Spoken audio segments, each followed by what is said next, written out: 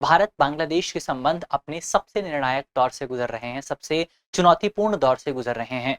हाल ही में बांग्लादेश सरकार के इंटरिम एडवाइजर, जिन्होंने बीते दिनों चाइना में एक बयान दिया था, उन्होंने अमेरिका जाकर भी एक बयान दिया है, जहां पर उन्होंने कहा है कि बांग्लादेश चाहता है कि वो भारत के साथ अपने संबंधों को बेहतर करे, लेकिन जब भी प्रयास किया जाता है तब बीच में कुछ समस्याएं आ जाती हैं।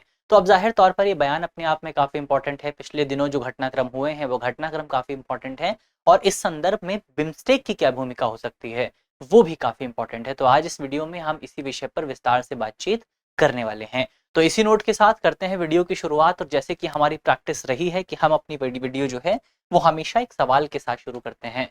तो सवाल यदि आप देखिए, हमारा सवाल है कि निम्नलिखित में से कौन सा देश बिम्स्टेक का हिस्सा नहीं है, बिम्स्टेक का मेंबर नहीं है। हमारे ऑप्शन है, option A Bharat, option B Nepal, option C Myanmar और ऑप्शन डी पाकिस्तान। तो इसका सही जवाब क्या होगा वो आपको जल्दी से कमेंट बॉक्स में बताना है। और अगर आप जवाब नहीं दे पा रहे हैं तो थोड़ा सा इंतजार करिए, क्योंकि वीडियो में हम इस सवाल के जवाब को डिस्कस करने वाले हैं। तो इसी नोट के साथ करते हैं वीडियो की शुरुआत। सबसे पहले यहाँ पर यदि आप खबर देखें तो खबर जो हमारे सामने आई है, आपको पता है कि बीते दिनों अप्रैल 2025 के आसपास की शुरुआत में भारत की तरफ से बांग्लादेश को जो ट्रांसशिपमेंट सुविधा दी जाती थी, उस ट्रांसशिपमेंट सुविधा को समाप्त कर दिया गया था, उसको वापस ले लिया गया था। इस सुविधा में होता क्या था? तो इस पूरी सुविधा के तहत बेसिकली बांग्लादेश को यह फैसिलिटी मिलती थी कि वो अपने निर्यात को भारतीय बंदरगाहों से तीसरे देश को बेच सकते थे, और इसके लिए बांग्लादेश को कोई अतिरिक्त शुल्क नहीं देना पड़ता था। तो बांग्लादेश भारत के बंदरगाहों का इस्तेमाल कर सकता था, बांग्लादेश भारत का जो भारत के एयरपोर्ट्स हैं उनका इस्तेमाल कर सकता था। तो ये सुविधा जो है वो भारत की तरफ से बांग्लादेश को दी गई थी। लेकिन अप्रैल 2025 में इस सुविधा को भारत ने वापस ले लिया। भारत ने क्या कहा? भारत ने इस संदर्भ में बताया कि बेसिकली यहाँ पर हमारे जो बंदरगाह हैं, हमारा जो एविएशन एयरपोर्ट्स हैं, उन पर लॉजिस्टिक दबाव बहुत बढ़ रहा है। हमारे बंदरगाहों पर आपको भीड़ देखने को मिल रही है, जिसकी वजह से हमको ये कदम उठाना पड़ रहा है। तो ऐसा भारत की तरफ से बताया गया था। लेकिन बांग्लादेश की तरफ से, ढाका की तरफ से इस पूरे कदम को बेसिकली भारत की नाराजगी के एक संकेत के तौर पर लिया गया। अब आप सोचेंगे कि नाराजगी किस लिहाज से?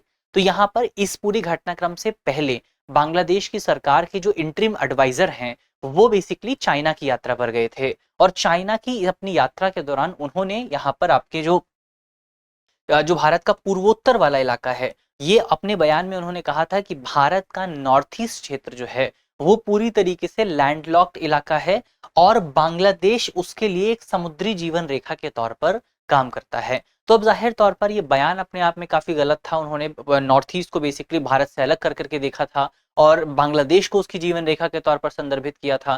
तो ये बयान अपने आप में काफी प्रॉब्लमैटिक था। इसको लेकर के भारत की तरफ से आपत्ति भी जाहिर की गई थी। लेकिन भारत ने जो रीजन बताया कि भारत ने ये कदम क्यों उठाया है, उसमें इस बयान का कहीं जिक्र नहीं किया गया। तो ये चीज हमको यहाँ पर याद रखनी। तो ये सबसे पहले हमने देखा कि खबर क्या है। अब जो भारत की तरफ से ये जो निर्णय लिया गया था कि भारत अपना जो है ट्रांसशिपमेंट सुविधा बंद करेगा, उसके प्रभाव को की अगर आप बात करें तो दो लेवल्स पर आपको इसके प्रभाव देखने को मिले थे। एक तो आर्थिक प्रभाव आपको देखने को मिला था, एक रणनीतिक प्रभाव आपको देखने को मिला था। आर्थिक प्रभाव की अगर आप बात करें तो बांग्लादेश के जो रेडीमेड गारमेंट निर्यातकों पर आपको इसका सीधा प्रभाव देखने को मिला था, क्योंकि बांग्लादेश की टेक्सटाइल इंडस्ट्री जो है वो अपने आप में काफी ज्यादा डेवलप्ड इंडस्ट्री है। तो बांग्लादेश की जो टेक्सटाइल इंडस्ट्री है वो भारत के बंदरगाहों पर काफी ज्यादा निर्भर है। तो अब ऐसे में जब भारत ने अपने बंदरगाह वापस ले लिए, भारत ने अपनी सुविधा वापस ले ली, तो इसकी वजह से बांग्लादेश के जो रेडीमेड गारमेंट निर्यातक हैं, यानी कि कपड़ों के जो निर्यातक हैं, उन पर आपको डायरेक्ट इम्पैक्ट देखने को मिला था। इसके अलावा अब डायरेक्ट इम्पैक्ट इस लिहाज से भी था क्योंकि पहले वो जो ट्रांसशिपमेंट सुविधा का इस्तेमाल करते थे तो भारत के बंदरगाहों को बिना किसी शुल्क के इस्तेमाल कर पाते थे। लेकिन अब उनको जो महंगे विकल्प हैं, जैसे एग्जाम्पल के तौर पर आपका श्रीलंका हो गया, इसके अलावा दक्षिण पूर्व एशिया हो गया, साउथ ईस्ट एशिया हो गया, उनका इस्तेमाल करना पड़ता है, जिसकी वजह से उनको ज्यादा कॉस्ट आता है और उनका जो प्रॉफिट मार्जिन है वो काफी ज्यादा कम हो जाता है। जबकि जब भारत ने सुविधा प्रदान कर रखी थी तो इनका प्रॉफिट मार्जिन काफी ज्यादा होता था, तो इनको बेनिफिट होता था। पर भारत ने जब सुविधा वापस ले ली तो उनको ये जो है वैकल्पिक मार्ग का इस्तेमाल करना पड़ा, तो महंगा हो गया वो काफी ज्यादा। तो इनको एक तो इकोनॉमिक नुकसान यहाँ पर झेलना पड़ रहा है। दूसरा रणनीतिक प्रभाव की अगर आप बात करें तो भारत ने पूर्वोत्तर में भू संपर्क को महत्व दिया है, और ऐसे बयानों से उसकी स्थिति जो है वो काफी ज्यादा कमजोर होती है कि भारत ने बेसिकली, अगर आप देखें पिछले कुछ समय में, भारत के मेनलैंड इलाके को नॉर्थ ईस्ट के इलाके से जोड़ने के लिए काफी ज्यादा कोशिशें की गई हैं, काफी कनेक्टिविटी प्रोग्राम शुरू किए गए हैं। ऐसे में अगर बांग्लादेश के जो इंटरिम एडवाइजर हैं वो इस तरह का बयान देते हैं तो वो बयान भारत के प्रयासों पर सवाल उठाते हैं। इसीलिए भी भारत की तरफ से ये बड़ा कदम जो है उठाया गया है। भारत ने मई महीने में बांग्लादेश के 7 उत्पादों को भूमि मार्ग से आयात पर प्रतिबंध लगा दिया था इसी बयान के चलते। तो ये ओवरऑल कुछ इंपॉर्टेंट प्रभाव हमने यहाँ पर देखे। अब इसके अलावा क्षेत्रीय तनाव और बिम्स्टेक की भूमिका की बात करते हैं। तो अब अगर यदि आप देखें तो बिम्स्टेक में भारत की सक्रिय भूमिका ने क्षेत्रीय संपर्क को काफी ज्यादा बढ़ावा दिया है। बेसिकली भारत जो है लगातार बिम्स्टेक के साथ जो है कोऑपरेट करता रहा है और भारत इस पूरे कोऑपरेशन के दौरान इस बात पर जोर देता है कि जितने भी बिम्स्टेक के मेंबर्स हैं उन मेंबर्स के बीच में आपको जो है जो तमाम मोबिलिटी है उस मोबिलिटी में थोड़ी सी छूट मिलनी चाहिए। उस मोबिलिटी में बेसिकली यहाँ पर और ज्यादा आपको क्षेत्रीय संपर्क को बढ़ाने की कोशिश करनी चाहिए। बिम्स्टेक समुद्र अभी हाल ही में एक अग्रीमेंट पे भी साइन हुआ था, अप्रैल में एक अग्रीमेंट पे साइन हुआ था, बिम्स्टेक के अंतर्गत था वो अग्रीमेंट जिसका नाम था समुद्री परिवहन सहयोग समझौता। तो ये जो बिम्स्टेक का अग्रीमेंट था, इस अग्रीमेंट के तहत जो कस्टम प्रक्रिया थी उसको सरल बनाने पर बातचीत की गई थी ताकि एक दूसरे के देश से सामान को आसानी से दूसरे देश में पहुंचाया जा सके और इसके लिए जो तमाम बैरियर्स मौजूद थे वो बैरियर्स हटाए जा सकें। इसके अंतर्गत सबसे पहले कस्टम प्रक्रियाओं को सरल बनाने पर बातचीत की गई थी। फिर आपका जो मल्टी मॉडल कनेक्टिविटी है, मल्टी मॉडल कनेक्टिविटी को बढ़ाने पर भी जोर दिया गया था। तो ऐसे में भारत ने भी समझौते पर साइन किया है। ये समझौता बेसिकली बंगाल की खाड़ी में समुद्री सुरक्षा, क्षेत्रीय लॉजिस्टिक और ब्लू इकोनॉमी के डेवलपमेंट पर ध्यान देता है। लेकिन अब इस पूरे समझौते में क्या मेन प्रोविजन था कि जो जो भी मेंबर कंट्रीज हैं, जिसमें बिम्स्टेक में आपका भारत भी शामिल है, बिम्स्टेक में आपका बांग्लादेश भी शामिल है, तो यहाँ पर ऑब्जेक्टिव यही था कि जो भी आपकी मेंबर कंट्रीज हैं उनके बीच में मोबिलिटी को जो है और ज्यादा बेहतर किया जाए। लेकिन भारत ने अब जो ट्रांसशिपमेंट सुविधा अपनी वापस ले ली है, उस सुविधा को वापस लेने की वजह से बेसिकली यहाँ पर आपका भारत का ये जो भारत का जो है आपका दृष्टिकोण जो रहा है गैर राजनीतिक और समेकित व्यापार दृष्टिकोण जो है बिम्स्टेक को लेकर के, वो दृष्टिकोण के खिलाफ जाता है।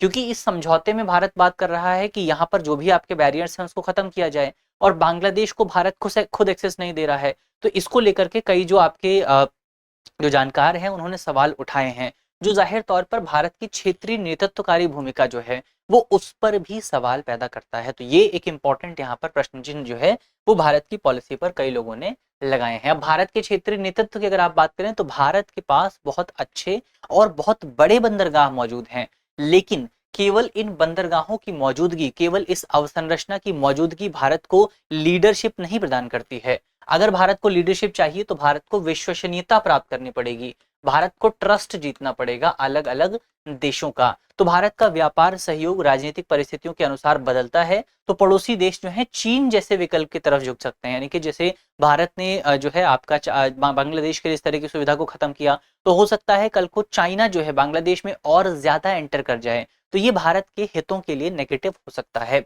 इससे भारत द्वारा बनाई जा रही क्षेत्रीय व्यवस्था जो है वो भी अवरुद्ध हो सकती है, उस पर भी यहाँ पर प्रॉब्लम आ सकती है। तो ये बेसिकली आपका भारत के क्षेत्रीय नेतृत्व की हमने बात की। अब अंत में भारत किस तरीके से अपने रणनीतिक हितों और अपनी जो क्षेत्रीय विश्वसनीयता है या जो रीजनल ट्रस्ट है उसके बीच में बैलेंस बना सकता है। क्योंकि अगर आप देखें तो बांग्लादेश से हमने जो ट्रांसशिपमेंट सुविधा वापस ली है वो भारत के रणनीतिक हितों को दर्शाती है कि बांग्लादेश जो है वो भारत के स्ट्रेटेजिक इंटरेस्ट के खिलाफ बात कर रहा था। तो ये कदम जरूरी भी था, लेकिन इस कदम की वजह से बेसिकली आपका भारत पर जो क्षेत्रीय विश्वास है अलग अलग देशों का वो कहीं ना कहीं कमजोर होता है। तो अब इन दोनों के बीच में भारत सरकार बैलेंस कैसे बना सकती है, क्या क्या उपाय यहाँ पर अपनाए जा सकते हैं, उनको लेकर के अगर आप बात करें तो सबसे पहला उपाय यही है कि भारत को सबसे पहले स्पष्ट करना चाहिए कि ये जो ट्रांसशिपमेंट सुविधा है ये कब और कैसे बहाल हो सकती है। तो भारत ने ये तो बता दिया कि ट्रांसशिपमेंट सुविधा बंद कर रहे हैं हम, ये भी बताया कि क्यों बंद कर रहे हैं, क्योंकि बहुत ज्यादा भीड़ हो गई है। लेकिन भारत ने ये नहीं बताया कि अब इस सुविधा को दोबारा कैसे चालू किया जाएगा या कब चालू किया जाएगा, किस परिस्थिति में चालू किया जाएगा। ये भी भारत को स्पष्ट करना चाहिए ताकि सिचुएशन को और ज्यादा क्लियर किया जा सके। तो एक तो भारत को क्लैरिटी देने की जरूरत है इस पूरे विषय पर और ज्यादा, इसके साथ साथ एक नियम आधारित प्रणाली बनाने की जरूरत है। रूल बेस्ड सिस्टम काफी इंपॉर्टेंट है। तो हमको एक रूल बेस्ड सिस्टम बनाना पड़ेगा जिससे हमारा राजनीतिक प्रभाव जो है वो सुरक्षित हो सके और लोगों का विश्वास जो है, अलग अलग देशों का विश्वास जो है वो भारत पर मजबूत किया जा सके, क्योंकि जब रूल्स होते हैं तो सर्टेनिटी होती है, इसीलिए रूल बेस्ड सिस्टम बनाना काफी ज्यादा इंपॉर्टेंट है। इसके अलावा इससे न केवल बांग्लादेश बल्कि पूरे क्षेत्र में भारत के प्रति विश्वास और ज्यादा बढ़ेगा अगर भारत एक रूल बेस्ड सिस्टम का निर्माण करता है। इसके अलावा समय ये भी है कि भारत ये दिखाए कि वो सामरिक हितों को बनाए रखते हुए अपने सहयोगात्मक क्षेत्रीय नेतृत्व की भूमिका अदा कर सकता है। यानी कि भारत को ये दिखाने की जरूरत है कि भारत के पास कैपेबिलिटी है कि भारत अपने स्ट्रेटेजिक इंटरेस्ट को भी बना करके रख सकता है और भारत जो है वो अपने जो सहयोगी देश हैं उनके साथ भी कोऑपरेट कर सकता है। तो ये चीज भारत को अभी दिखाने की जरूरत है। तो ये ओवरऑल आपका भारत कैसे बैलेंस बना सकता है, क्या क्या स्टेप यहाँ पर उठाए जा सकते हैं, उनको लेकर के हमने बात की। अब एक बार बिम्स्टेक के बारे में बात कर लेते हैं। बिम्स्टेक क्या है? तो बिम्स्टेक की अगर आप फुल फॉर्म देखें, सिंपल से फुल फॉर्म है Bay of Bengal initiative for multi sectoral technical and economic cooperation. ये क्या है? आपका बिम्स्टेक की फुल फॉर्म है। टोटल 7 कंट्रीज इसमें आपको देखने को मिलती हैं और इन कंट्रीज का प्राथमिक लक्ष्य यही है कि क्षेत्रीय कंट्रीज हैं, बहुत रीजनल कंट्रीज हैं और रीजनल लेवल पर अपने जो इंटरेस्ट हैं उनको मजबूत करने का काम करती हैं, अपने इंटरेस्ट को बेहतर बनाने का काम करती हैं। कौन कौन से 7 देश हैं इसमें, उनके नाम एक बार अगर आप याद कर लें तो सबसे पहले है आपका बांग्लादेश, फिर इसके बाद भूटान, भारत, म्यांमार, नेपाल, श्रीलंका और थाईलैंड। तो ये 7 देश हैं बिम्स्टेक के मेंबर हैं। कौन से 2 नहीं है उनको आपको याद रखना है, जो आपका सार्क के मेंबर हैं लेकिन इसके नहीं है। कई बार इस तरीके से भी सवाल आ जाता है कि वो देश कौन से हैं जो कि आपका सार्क के मेंबर हैं, साउथ एशिया का पार्ट है, सार्क के मेंबर है लेकिन बिम्स्टेक के मेंबर नहीं है। पाकिस्तान और अफगानिस्तान जो हैं वो आपका सार्क के मेंबर है लेकिन बिम्स्टेक के मेंबर नहीं है। ये चीज आपको यहाँ पर याद रखनी है। फिर आपका तो ये कुछ इंपॉर्टेंट पॉइंट यहाँ पर हमको पता होने चाहिए। टोटल मेंबर्स आपके इसके साथ हैं। बनाया कब गया था? तो 6 जून 1997 में बनाया गया था। कब बनाया गया था? 6 जून 1997 में। इस बार बिम्स्टेक को लेकर के एक सवाल भी आया था अपने एग्जाम में 2025 के प्रीलिम्स में। इसके अलावा किस डिक्लेरेशन से बनाया गया था, ये काफी इंपॉर्टेंट है। तो बिम्स्टेक को बैंकॉक डिक्लेरेशन के माध्यम से बनाया गया था। किसके माध्यम से? बिम्स्टेक को बैंकॉक डिक्लेरेशन के माध्यम से बनाया गया था। कब बनाया गया था? 6 जून 1997 को बनाया गया था। इसके अलावा इसका हेडक्वार्टर कहाँ है, ये भी इंपॉर्टेंट है। इसका हेडक्वार्टर आपको बांग्लादेश के ढाका में देखने को मिलेगा। तो कुछ इंपॉर्टेंट पॉइंट हमने क्या देखे? एक तो 7 मेंबर हैं इसमें, पाकिस्तान, अफगानिस्तान इसके मेंबर नहीं है। 1997 में बनाया गया था। किसके माध्यम से? बैंकॉक डिक्लेरेशन के माध्यम से। हेड ऑफिस कहाँ पर है इनका? बांग्लादेश के ढाका में इसका हेड ऑफिस आपको देखने को मिलेगा। अगर जीडीपी की बात करें तो दुनिया की 22% आबादी जो है वो आपको इस क्षेत्र में देखने को मिलेगी और ये टोटल जो है 3.8 ट्रिलियन जीडीपी का नेतृत्व करता है। अब ये बढ़ चुका है अब, क्योंकि भारत की ही जीडीपी अकेले आपका 4 ट्रिलियन के आसपास हो चुकी है, तो ये अब थोड़ा सा आपको बढ़ता हुआ नजर आएगा। तो ये कुछ इंपॉर्टेंट पॉइंट यहाँ पर आपको इस पूरी खबर के बारे में, बिम्स्टेक के बारे में याद रखने थे। तो अब यहाँ पर अपनी वीडियो का जो हमारा पूरा पॉइंट्स हैं उनको करते हैं समाप्त। अंत में आपके लिए जो सवाल था, ये सवाल का जवाब आपको कमेंट बॉक्स में बताना है। अब तो बहुत आसान सा सवाल हो चुका है ये। तो सवाल में आपसे पूछा गया था कि निम्नलिखित में से कौन सा देश बिम्स्टेक का सदस्य नहीं है। हमारे ऑप्शन है, option A Bharat, option B Nepal, option C Myanmar, option D Pakistan. तो इसका सही जवाब क्या होगा वो आपको जल्दी से कमेंट बॉक्स में बताना है। मुझे उम्मीद है कि इस वीडियो में हमने जितने भी इंपॉर्टेंट टॉपिक डिस्कस किए हैं वो टॉपिक आपको समझ में आए होंगे। अगर आपको वीडियो अच्छी लगी है तो वीडियो को लाइक कीजिएगा, वीडियो को शेयर कीजिएगा अपने दोस्तों के साथ, अपने साथियों के साथ। मिलते हैं आपसे अगले वीडियो में, तब तक के लिए अपना ख्याल रखिए, ध्यान रखिए, पढ़ते रहिए। धन्यवाद। डियर व्यूअर्स, अपने एग्जाम की तैयारी को और बेहतर करने के लिए हमारे चैनल को लाइक, शेयर और सब्सक्राइब करना न भूलें।